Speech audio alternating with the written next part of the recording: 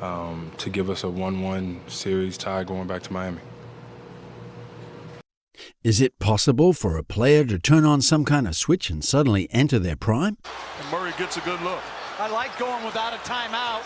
They got into their two-man game. The answer is yes, and only Jimmy Butler can tell us how. There are two Jimmy Butlers, the one all season and the one in the playoffs. For 2 consecutive seasons, Jimmy has gone from averaging 22 points per game during the season to 29 points per game in the playoffs. How does he do this? How does he score a 40 6 times postseason despite not having a single 40-point game in the regular season since 2017? If you watch some of his plays closely, you can observe he is a genius hiding in plain sight. The reason why he is so effective is subtle. Instead of bending defenses around, he usually pounces on any slip-ups that come his way. If defenses throw a drop coverage at him, he dribbles his way to mid-range, where his average has improved to 47% this season. Sometimes he is tricky enough to draw a foul, but his real mastery is using pump fakes in the paint, attacking and retreating only to stop on a dime, spin, and fake, and so he gets that little lean to score one. This is his customized version of a dream shake, where you stop and turn only to use the defender's recovering momentum against him. So much of Jimmy's driving game and mid-range shooting is only effective because of these pivots and pump fakes. Another aspect of Jimmy's game that makes him a real force is his movement off the ball. He knows where to be and find little creases in the defense. The main reason why all these movements pay off is because he is so big. He is 6'7" and weighs 230 pounds. He knows just how to use his stature and physique. Reading the ball's flight like a central fielder is a Butler special. His skill of adaptive mental mapping of the game gives him an average over most players and helps him on defense. He is on another level at reading passing lanes and picking off deliveries. Butler always seems to know where everyone is and what they will do next. It's about giving the opponent the eyes and then running elsewhere. Jimmy not only does this brilliantly, but also reads it when his opponents try to do it against him. Jimmy often dribbles into corners and then figures out somewhere from there.